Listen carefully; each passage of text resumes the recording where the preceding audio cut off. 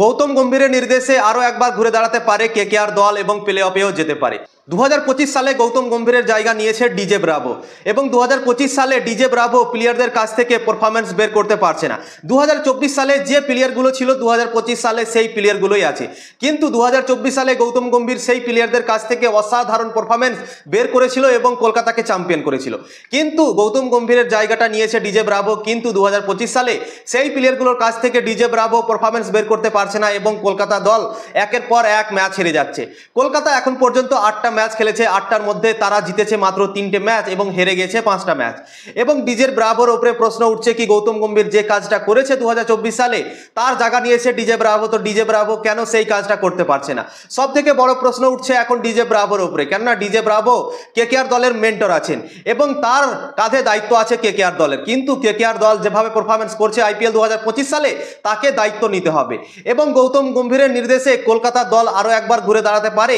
এই আইপিএল 2025 সালে। এখন পর্যন্ত কেকেআর দলের ম্যাচ বাকি আছে 6টা এবং সেই 6টা ম্যাচের মধ্যে 5টা ম্যাচ যদি কেকেআর দল জিতে নেয় তাহলে কলকাতা আরও একবার প্লে অফে যেতে পারবে। তো গৌতম গম্ভীরের নির্দেশ কি আছে সেটাও তোমাদেরকে বলে দিচ্ছি। 2024 সালে অভিষেক নায়ার আর গৌতম গম্ভীর একসাথে কাজ করেছে কেকেআর দলে একজন কোচ হিসেবে এবং 2024 সালে কেকেআর দল চ্যাম্পিয়ন হলো এবং চ্যাম্পিয়নের পর গৌতম গম্ভীর ভারতীয় দলের সুযোগ পেয়ে গেল কোচের দায়িত্বে এবং সেই সুযোগ পাওয়ার জন্য অভিষেক নায়ারকেও নিয়ে চলে গেল ভারতের দলে এবং তাদের বন্ধুত্ব অসাধারণ রয়েছে এবং ভারতীয় দলে কাজ করছিল তারা একসাথে এতদিন এবং অভিষেক নায়ারকে ভারতীয় দল হটিয়ে দিয়েছে তাদের কোচিং স্টাফ থেকে এবং ভারতীয় দল থেকে বেরিয়ে আসার পর কেকেআর দলে জয়েন হয়েছেন অভিষেক নায়ার এবং গুজরাট টাইটেন্সের সাথে ম্যাচ হলো এবং 39 রানে কলকাতার দল জঘন্যভাবে ম্যাচ হেরে গেল গুজরাটের কাছে নিজের ঘরের মাঠে এবং তারপরই গৌতম গম্ভীরের পরামর্শের প্রয়োজন পড়েছে এবং অভিষেক নায়ার আমার মনে হয় গৌতম গম্ভীরের সাথে অবশ্যই কথা বলেছে এবং বলেছে কি করে এই দলটাকে আবার দাঁড়ানো উচিত। গৌতম গম্ভীর 2024 সালে যেভাবে দলটাকে খাড়ো করেছিল এবং চ্যাম্পিয়ন করেছিল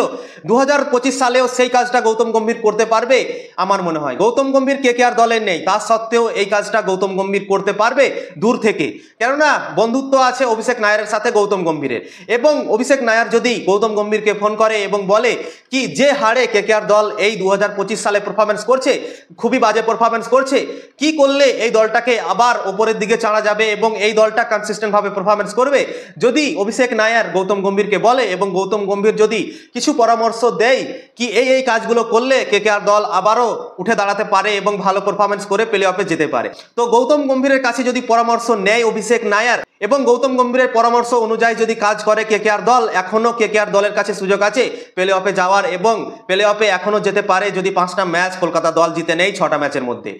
তো আমি বলবো কেকেআর দলের সব থেকে বড় ব্যর্থতা হচ্ছে তাদের ওপেনিং। প্রথমে কুইন্টন ডিককে 7টা ম্যাচ সুযোগ দিল, সে ফেল হলো পুরোপুরিভাবে এবং রহমানুল্লাহ গুরবাজকেও একটা ম্যাচ সুযোগ দিল, সেও কিছু করতে পারলো না, 1 রান করে ফিরে গেল প্যাভিলিয়নে। এবার প্রশ্ন উঠে গেছে কি রহমানুল্লাহ গুরবাজকে কি পাঞ্জাবের বিরুদ্ধে ওপেনিং করা উচিত না অন্য কাউকে দিয়ে ওপেন করা উচিত? তো আমি মনে করি কি আজিঙ্কে রাহানেকে ওপেন করা উচিত এবং তার সাথে সুনীল নারায়ণকে, লেফট রাইট কম্বিনেশনও হয়ে যাবে এবং আজিঙ্কে রাহানে অসাধারণ ক্রিকেট খেলছে এই আইপিএল 2025 সালে, 3টে 50 করে নিয়েছে 8টা ম্যাচে এবং অসাধারণ ফর্মে আছে আজিঙ্কে রাহানে এবং আইপিএল শুরু হওয়ার আগে সে ওপেন করছিল মুম্বাইয়ের দল থেকে সাইদ মুস্তাক আলী ট্রফিতে এবং বড় বড় স্কোর করছিল, 80, 90, 100 রান মতো করছিল এবং দলকে একতরফা ম্যাচ জেতাচ্ছিল। তো আমার মনে হয় আজিঙ্কে রাহানে যদি ওপেন করে কেকেআর দলে সুনীল নারায়ণের সাথে তাহলে কেকেআর দলের জন্য লাভ হবে এবং কেকেআর দল আরও একবার ঘুরে দাঁড়াতে পারবে এবং রহমানুল্লাহ গুরবাজকে আমার মনে হয় আজিঙ্কে রাহানের জায়গাতে 3 নম্বরে ব্যাটিং করা উচিত। আজিঙ্কে রাহানের যে জায়গাতে ব্যাটিং করছিল এই 8টা ম্যাচে